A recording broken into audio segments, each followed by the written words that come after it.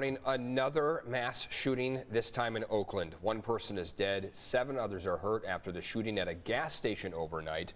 No word on any arrests, and we still don't know what led up to that shooting. Here we are at 6 a.m. on this Tuesday. Glad you're with us. I'm Eric Connert. And I'm Neda Iranpour. Now that shooting in Oakland, California's 3rd mass shooting in as many days, and the 2nd one in the Bay Area yesterday alone. A gunman killed 7 people at 2 locations in Half Moon Bay yesterday, that south of San Francisco.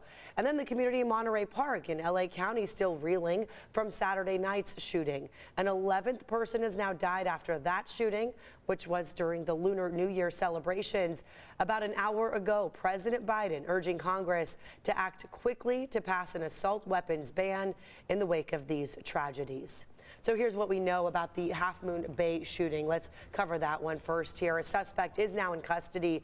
You see video of him being taken in, identified as 67-year-old Chun-Li Zhao. The sheriff's office says he shot and killed 4 people at a mushroom farm and then 3 more at a trucking business. Authorities say the suspect worked at one of those businesses. They're still trying to determine the motive, though. The sheriff's office also saying they found the suspect in his car in the parking lot of a sheriff's substation. And this morning we are learning the names of some of the 11 victims of the Monterey Park shooting. Star Dance Studio owner Mingwei Ma and 65-year-old Mei Mei Nan have been identified. The victims range in age from 50 to 70 years old. Dozens of people gathered for a vigil in their honor last night.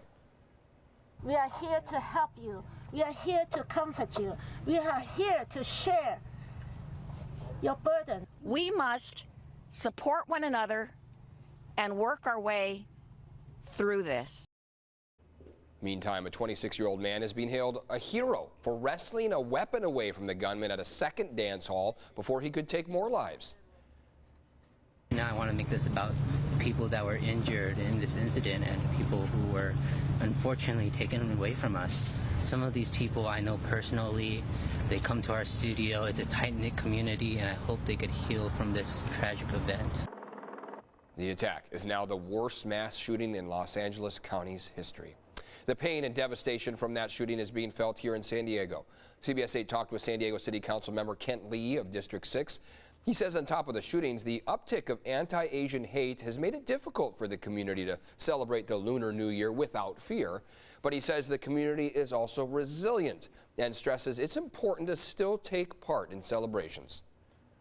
Had celebrations this last weekend. We have celebrations continuing for the Lunar New Year throughout the next couple of weeks. And what we would want to share with folks is to encourage them to still take part in those celebrations, to recognize the importance of this sort of period of time, and also take this opportunity to really connect as a community.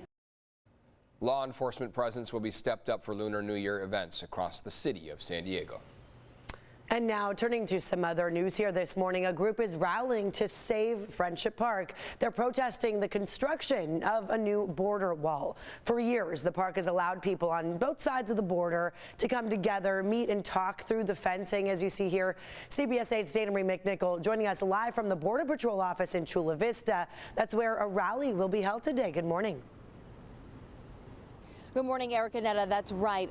Many people have been working for over a year to make sure that this Friendship Park is not closed. Right now they have a fence, but the construction would close off the opportunity for many family members to communicate with others in Mexico. Now, we did listen in on a Zoom meeting of many of those people who are supporting the Friendship Park.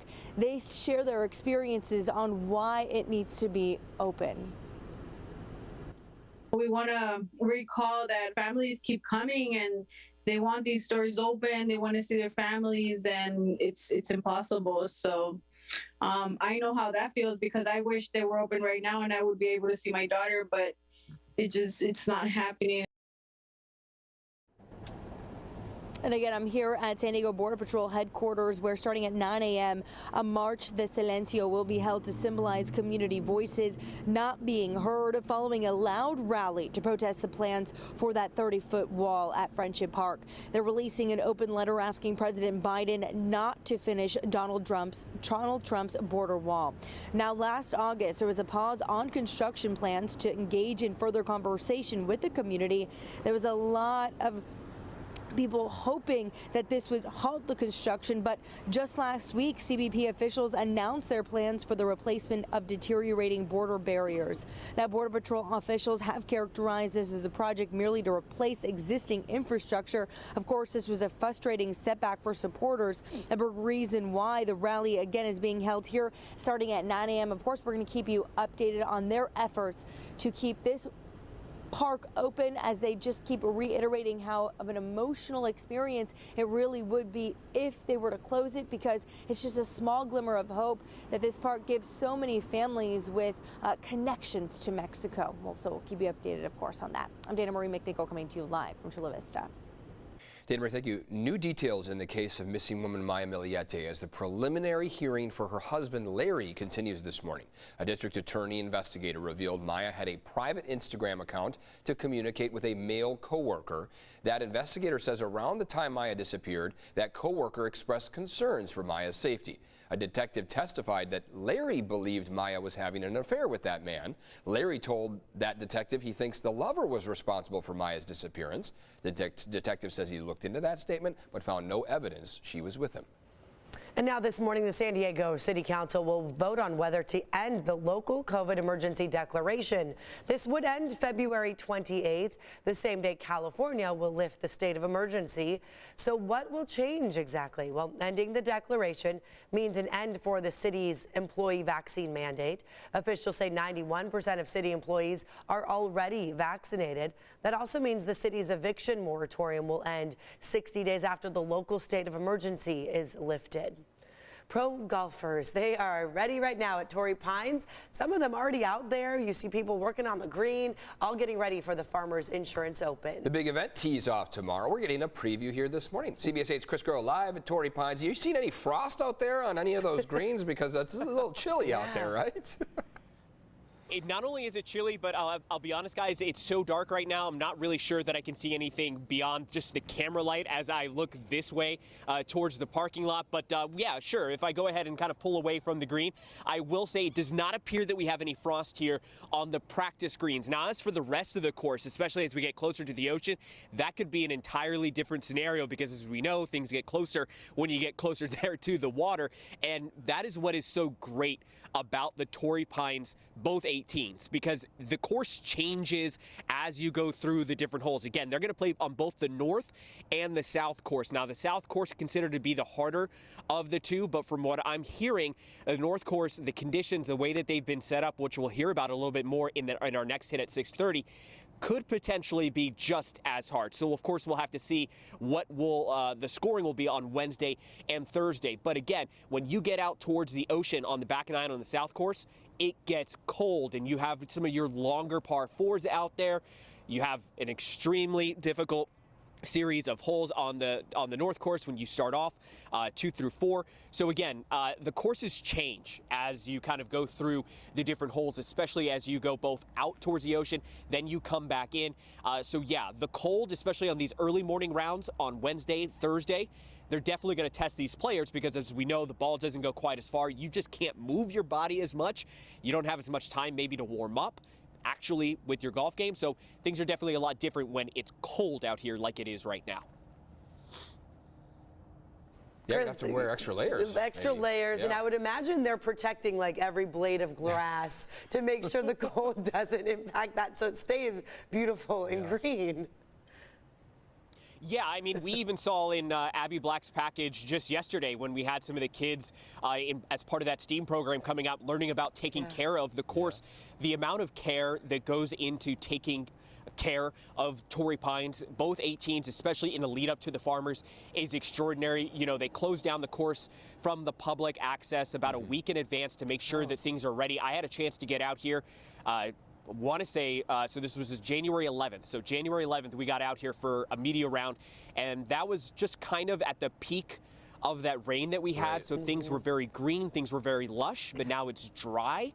So that'll change things up a bit. But the rough, which of course Torrey is known for, that will always be long, and that when it's cold, is especially more difficult. Ooh, added challenge. They got to stretch it out, bundle up, be ready. All right, Chris, thank you for Bundle that. up. Yes, you too. I know you're probably pretty chilly out there as well. Thank All right, you. stay warm.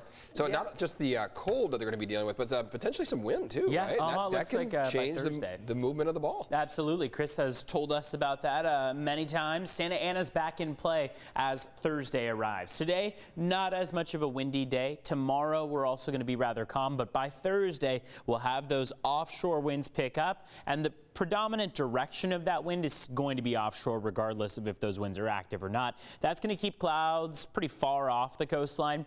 A lot of sunshine expected by the afternoon for the next several days to come, but that also means a lot of clear skies in the overnight hours and cooler temperatures. So frost advisory is in effect all the way through 8 a.m. Don't be too surprised if you notice that those temperatures have dropped into the 30-degree range as we kick off the day. Along the coastline, beach hazard statement due to high surf that will come around tomorrow. Let's take a look at your temperatures outside right now. Ramona is at 27 degrees as we speak. Escondido is at 33. El Cajon 35.